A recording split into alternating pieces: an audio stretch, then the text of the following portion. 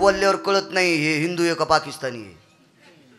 गोंधळा वाटणं गंध डागण्या द्यायला पाहिजे या खंडाने यायच्या कपाळाला डागण्या. काय होतं गंध लावायला. आमची इथं तांबळ्याची बाई कुखू इकायली ती तांबुळीन मुसलमानीन ती 1.5 क्विंटल कुखू आमच्या गावात किती पण इतकं पण कपाळाला लागू देत नाही अंगाला पण लागू देत नाही का त्यांच्या धर्मात कुंकू लाईत नाहीत. त्याच्या धर्मात कुंकू लाईत नाहीत. तुमच्यात लावायचं असून तुमच्या घरी मला ओवाळलं मला कुखू लावलं. महाराजाला ओवाळून कुखू आंबाबाई करते आणि ह्या टिकल्या लावत्या.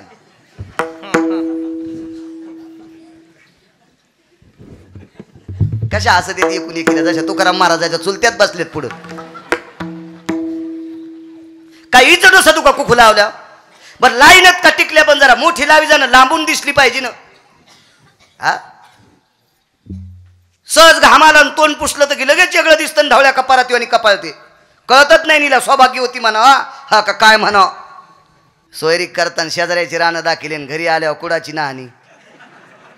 हो बैठकीत दुसऱ्याच्याच बशील भिताडा एवढी टीव्ही तेन घरी गेल्यावर एवढूचा मेळ नाही. पलीकडच्या कडेला जायचं नदीचं पात्र भरलेलं आहे. कसं जायचं. खरं तर योगाचा अभ्यास माणूस होता काही केलं असतं त्याच्या मनात आलं तर नदी बी आटिली असती एवढा अधिकारी महाराज. पण चला कालाच्या विरोधात जायचं नाही. तारुण्य होतं 22 वर्षाचं मुसमुशीत तारुण्य. ज्याच्या चेहऱ्याकडे बघितल्याच्या नंतर सूर्य लाजत होता असा महाराज. ज्याच्या कर्तव्याची परमार्थाची इतकी गोड पावती होती की ज्याच्याकडे बघितल्याच्या नंतर श्रुती सुद्धा लोटांगण घालत होत्या. इतका वेदांतिक इतका अभ्यासू प्रकांड विद्वान. 10 अभंग पाठ करून दुसऱ्याच्या नाकात काळ्या घालणार नाही. प्रकांड विद्वान प्रकांड प्रकांड. पण पलीकडे जायचं नावा झाडाला बांधलेल्या एकाही नावेत नाव हाणणारा कोणी नाही. एक नाव दिसली झाडाच्या पलीकडून त्या नावेत नाव हाणणारी व्यक्ती होती ती पुरुष नव्हता ती बाई होती. आणि महाराजाने विचार केला बाई नाव हाणायला ना आपण कसं बसावं. बर सोबती असल्यावर काय नाही बाई एकटीच आणि महाराज एकटच. हो 10-5 मिनिटं विचार केला बसावं कसं. बरं नाही बसावं तर पर्याय नाही पलीकडे जायचंय कसं. नाईलाजानं महाराज त्या नावेत बसले. त्या बाई शांत करण्यात काही पाप नव्हतं. माझं असं मत आहे कोणी किती नालायकपणा करो या भारतातल्या पवित्र ज्या स्त्रीच्या पायातली चप्पल सरळ आहे वाक्य नीट ऐका माझं. या भारतातील या महाराष्ट्राच्या मातीतील ज्या पवित्र स्त्रीच्या पायातली चप्पल सरळ आहे अशा स्त्रीच्या समोर रावण जरी आला तरी नतमस्तक होईल. तिनं तिच्या चपलाचे पट्टे तुटू द्यायचे नाही. तिनं तिच्या चपलाचे बुंड तुटू द्यायचे नाही. टप्परत नाही कोणा नालायकाचे. काय खवनाची माय व्याली पाहता कामे व्याभिचार वृत्ती झाली. अहो आचरणाचा तत्वाचा गोड अशा प्रकारचे पाडे असणारी सीता नेली रावणानं. काय केली काय गळ्यात बांधायची होती का त्याच्या. अहो सीतेच्या जवळ गेला की रामाच्या व्यतिरिक्त जगातला कोणी जरी गेला तर तो नपुसक होत होता. त्याचा काम शिल्लक राहत नव्हता. मग सीतेच्या जवळ गेलेल्या रावणाचा जर काम शिल्लक राहत नव्हता तर काय पेटी म्हणून गळ्यात बांधायची होती का. काय गरज होती. आचरणाची चप्पल सीतेची सरळ होती म्हणून टपऱ्या रावणाचं तिच्या पुढे काहीच चाललं नाही. ते ताकद तुमच्यात आहे. नावेत 2 बाजू असतात. अर्ध्याची तोंड इकडं अर्ध्याची तोंड इकडं अशी नाव. अर्ध्या नदीच्या पात्रात नाव आल्यावर महाराजाचं लोणी पकडलं. लोणी म्हणजे काम. या बा फ्रीज मध्ये लोणी ठेवलेलं घट्ट लोण्याचा गोळा सांगळे हे विस्त्या जोडण्याला की इतळ तूच. हो साहेब तुमचं नाव काय. भाऊसाहेब घुगे. हो एकदा मी तुमच्याकडे हो आलतो ते काय लय दिवस झाले ना. तसं मेमरी कार्ड टाईट आहे माझं. मी जिथलं मीठ खाल्लं तिथलं इसरत नसतो. हा हा हा हा. आणि मीठ खाऊन जर कोणी इसरत असेल तर त्याच्यासारखा रावणच दुसरा कोणी नाही ना. काय काय नुसतं मीठच नाही खाल्लं खपक्या पाकिट बी आणलं होतं. हा आणि मग ते लोणी इस्त्याजवळ नेलं त्याला त्याचा स्वभाव इतळणं. एकांता स्त्री आणि पुरुष आली की काम उत्पन्न होणं निसर्गाचा नियम आहे अण्णा. म्हणून नको नको स्त्रियाचा नको नको स्त्रियाचा करीती आघात पुरुषाशी. जगातल्या प्रत्येक स्त्रीला माय म्हणून लांबून नमस्कार करावा. तुका म्हणे सर्प इंचू नारायण आणि वंदावे खिशात ठेवून दुरून दुरून का खिशात ठेवायचे, धरून नमस्कार करायचा. धरून धरून धरून धरून.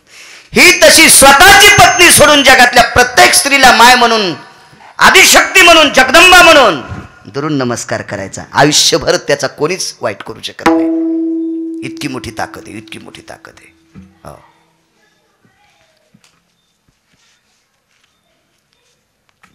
पण एकांतात आल्याच्या नंतर त्या 22 वर्षाच्या तरुणाच्या अंतकरणात काम डबडबला आणि नाव हंता हंताच नाव चलिणाऱ्या पोरीला हात लावला. हो, काही लाल होस तर हाणले असं केलं. 1.5 महिना त्याच्या अंगावर कातडे आली नाही. अशा आगावपणा केला की लय अवघड असते. पण ती पोरगी आणि महाराजच नाव आहेत, ज्याचे आयुष्य न लेखा सांगतोय. हाताला स्पर्श केल्याबरोबर ती फार चांगली मुलगी होती. आद्रिका नावाच्या देवांगणीची कन्या होती. हो, फार अधिकारी, फार अधिकारी. माझ्या श्रीमद भागवतातलं जर नाव सांगायचं झालं तर तिचं नाव होतं मच्छगंधा, तिचं नाव होतं यौजनगंधा, तिचं नाव होतं सत्यवती. हे 3 नावं. आणि वारकरी संप्रदायात तिला एक नाव आले, दुर्गंधा. यौजनगंधा तेच म्हणजे दुर्गंधा, मच्छगंधा म्हणजे दुर्गंधा. लसलशीत तारुण्य तिचं सुद्धा. गंगेचं पाणी लहऱ्या मारत होतं तिचं रूप पाहिल्याच्या नंतर. तिच्या हाताला स्पर्श केला. लगेच तिने विचारलं, को भवा हा? आपण कोण? साधू आहात? माझ्या हाताला स्पर्श करतात? साधूचं मन पाकुळाने सांगितलं, हे मी तुझ्याशी पाणी ग्रहण केले.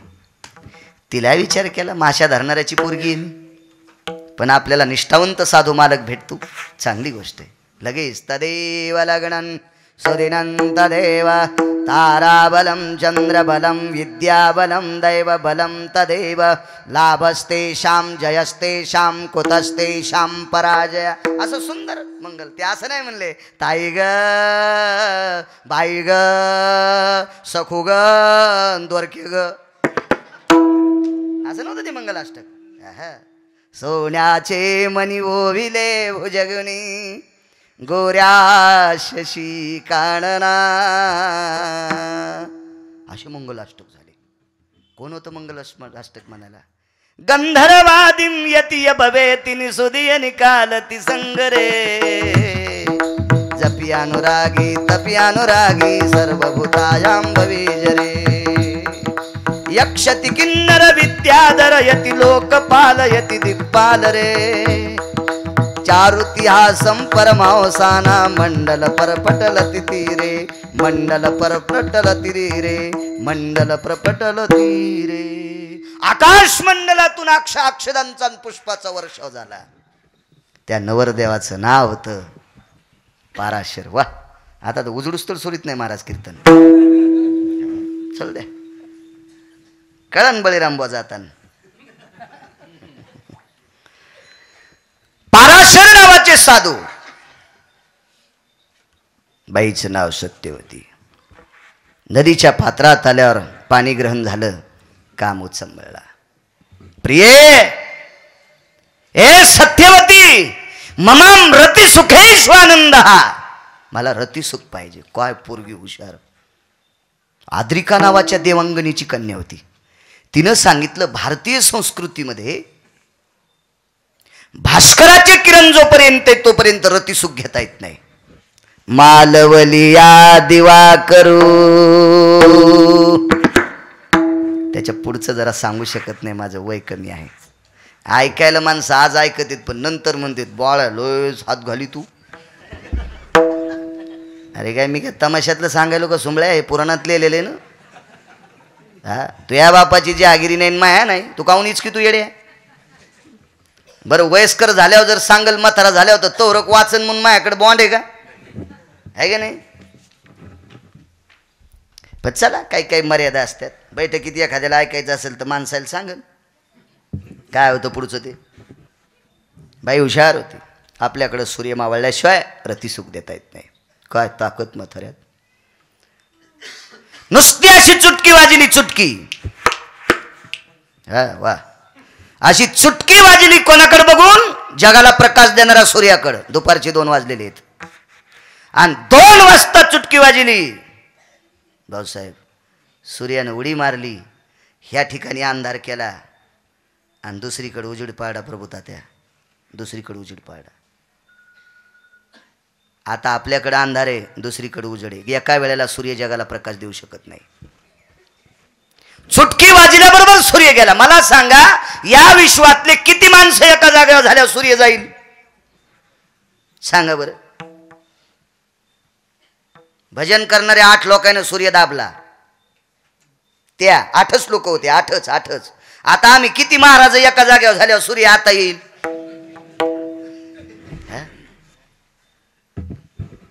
होय सोमा, मोठा हसं तू खसखस पिकल्यावानी. कसं शक्य आपल्याच्यानं? नाही शक्य नाही. चुटकी वाजल्याबरोबर तेजो भास्करो भयो कांती हा निशाचरो भव प्राप्त्यानाम दिनत्रय मध्यानस्तु यज्जायते न दिवाकरः. दुपारच्याच वेळेला सूर्य मावळला आणि आता पत्नीला सांगितलं, आता तुला काम तृप्त करायसाठी काय हरकत आहे? पण तिनं सांगितलं, आपण केलेलं पाप धुण्यासाठी गंगेच्या पात्रात येतो, इथं संसार करण्यासाठी गंगा नाही. काय हुशार पोरगी असलो होत्या का शाळा तवा?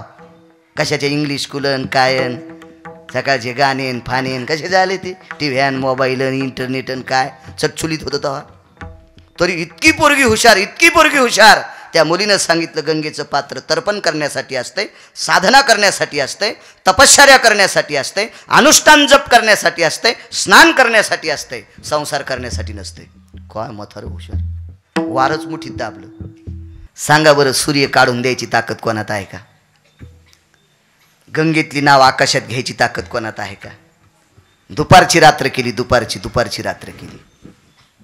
मला सांगा, जर दुपारची रात्र केली असेल तर आता काळाची गणना कुठे गेली? ब्रह्मदेवाची लिखाण गणना कुठे गेली?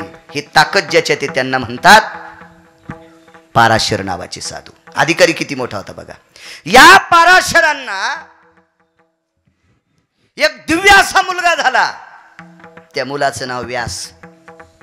एक महाराज म्हणे, आपल्यासारखं कोणालाच कीर्तन करता येत नाही. कसं येईन तू यासारखं करता? हातात धरायचा नाही आपला. तो भार काय कोण धरीन? तो भरलेला हात आहे ना, आम्ही भरवायचे का तुझ्या हात धरून?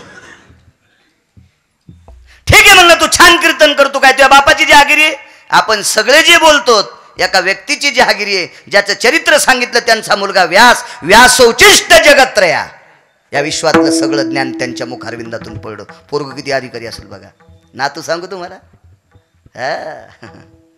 4 ब्रह्मवेत्त्यापैकी एक ब्रह्मवेत्ता मुनिश्री शुकाचार्य. असा नातू ज्यांचा आहे. राजा परीक्षितीला श्रीमद भागवत कथा सांगितली आणि मोक्ष दिला, असा नातू शुकाचार्य. मुलगा जगातलं जेवढं ज्ञान आहे तेवढं त्या मुलाच्या तोंडातलं. व्यास एवढा मुलगा अधिकारी, इतका नातू अधिकारी. आणि स्वतःचा अधिकार, दिवसाची रात्र तयार करायची व्यक्ती. कुठं काळाची गण नाही. असे जरी पाराशर असतील पण त्यांची सुत्ती सुद्धा निमाले. म्हणून आपण पाराशरा इतके मोठे आहेत का? ते गेले. एका व्यक्तीचे वडील गेले, इतराचा पाड कोण हा पुरावा सांगतो. वडील वारले एका व्यक्तीचे. आईला दुःख झालं, मुलगा करता होता. 15, 16, 17, 18 दिवस निघून गेली.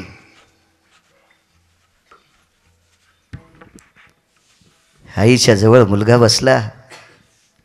आईला विचारलं, आई तू गेल्या 17, 18 दिवसापासून दूषित आहेस, काय करायचं नेमकं? काही नाही बाळा, एक तुला विनंती आहे. बाळा, मी हळदीच्या अंगानं तुझ्या बाबासोबत या घरात आले. आता ज्या घरात राहतो त्या घराच्या जाग्यावर एक लहानसं झोपडं होतं रे. त्या झोपड्यात तुझे बाबा आणि मी दोघांनी फार काळ वास्तव्य केलं. बाळा, या झोपड्यात राहून तुझ्या बाबांनी पंढरपुरातल्या मालकाचं भजन केलं रे. आणि बाळा त्या भजनाची पोच पावती. आपल्या झोपड्याचं घर सोन्याचं झालं, नुसतं घरच नाही अख्खं गाव सोन्याचं झालं. त्या मुलाच्या बाबाचं नाव होतं सुदामदेव, फार मोठे अधिकारी व्यक्ती. बाळा ह्या सोन्याच्या घरामध्ये एक लहानसं देवघर आहे. त्या देवघरामध्ये पंढरपुरातल्या मालकाची 8व्या अवतारातली मूर्ती आहे गोपालकृष्णाची. या मूर्तीची साधना तुझ्या बाबानं केली. बाळा ती साधना इतकी टोकाला गेली, ती भक्ती इतकी टोकाला गेली, इतकी टोकाला गेली की तो द्वारकेतला मालक प्रसन्न झाला. त्यानं अख्खं गाव सोन्याचं केलं, अख्खं गाव सोन्याचं झालं. आई नेमकं तुला काय म्हणायचं बाळा? अरे तुझ्या बाबांनी ज्या विठ्ठलाची, ज्या भगवान कृष्ण परमात्म्याची सेवा केली, एवढं मोठं विश्व निर्माण केलं त्या सेवेत. आता तुझ्या बाबानं जी परंपरा चालवली ती पताका तू खांद्यावर घे. तुझ्या बाबांची पताका तू खांद्यावर घे. काय करू आई? बाबा रोज सकाळी 2 तास या मूर्तीची पूजा करत होते. करतो हा नियम. धर्म सिद्धांत असा सांग, नेम न करता जर कोणी भाकरी खाता असेल तर समजायचं माणूस असला तरी रूपात माणसाचे आहे, पण बेट कुत्र आहे. नियम वगळता जे जगतंय ते कुत्र आहे. मग कुत्र्याचे मायबाप कोण? कुत्र. माय कोण? आजी, आजोबा, पणजी, पणजोबा. नियम चुकवता जे भाकरी खातय त्याचं अख्खं कुळ कुत्र्याच्या यादीत. संतोष भाऊ अख्खं कुळ कुत्र्याच्या यादीत. म्हणले नियम कोणता करायचा? कोणताही करायचा. सकाळी स्नान झालं की मारुतीरायाचं दर्शन, इतकाच नियम. तुम्हाला जवकतू तितकंच. लय ओझ बोकांडीवर घ्यायचंच नाही. शरीर 7 किलोचं 18 किलो बोजा घेतल्यावर मरशीनं सुमल्या. एकच नियम करायचा, 2 ज्ञानोबरायच्या ओया वाचिल्याशिवाय पाणीच पिणार नाही. एक गाथ्याचा अभंग वाचील. हा माणसानं कसं करावं? लहान लेकराला खाऊ घालीत असताना त्याची आई चमच्यामध्ये 2-3च भाताचे कण घेते, तितकेच खाऊ घालती का? लेकराला लहानपणी 2-3 खारोड्या 7-8 कांदे कोंबी का तोंडात? खाय बाब्या खाय खाय. राक्षसीनेच काय कांदे खात असतोय लहानपणी बाब्या. ज्याला जवकन तितकंच तोंडात धरा. माझं मध्ये किती भारीचं मळनियंत्र घ्या, त्याच्यात लय मोठं सोयाबीन टाकलं की त्याचा बॉकना धरित ते. हिडिंबा आणा कोणतं आणा, बॉकना धरितच ते धरितच. तसा आपण बी नियम आती नाही, कामापुरते. नियम नाही त्याला कुत्र म्हणले, नियम नाही त्याला कुत्र म्हणले ना. अति नियमाचं गाठोडं ज्यानं घेतलं त्याला गाढव म्हणले. पंढरपुरातले मालक सुभद्रेच्या घरी गेले. म्हणले ताई मला भूक लागली. तर ताई म्हणल्या देवा ऐका माझं स्नान राहिले, आधी मी दात घासे. दंत धावनाशा येते, मी आधी दात घासीन, तोंड धुईन, मग माझं स्नान होईल. स्नान झाल्याच्या नंतर देवपूजा होईल. देवपूजा झाल्याच्या नंतर मेकअप करीन. मेकअप करल्याच्या नंतर कुकर लाईन. तेव्हा कुकर नव्हतं पण म्हणायला काय हरकत आहे. आणि मग नंतर 1:30 वाजता तुला पुरणपोळ्या करीन. चला पूजा कोणाची करायची होती? देवाची. आणि कोणता देव घरी आलाय? हाय का नाही? नियम धाब्यावर टाकणे आगावपणा.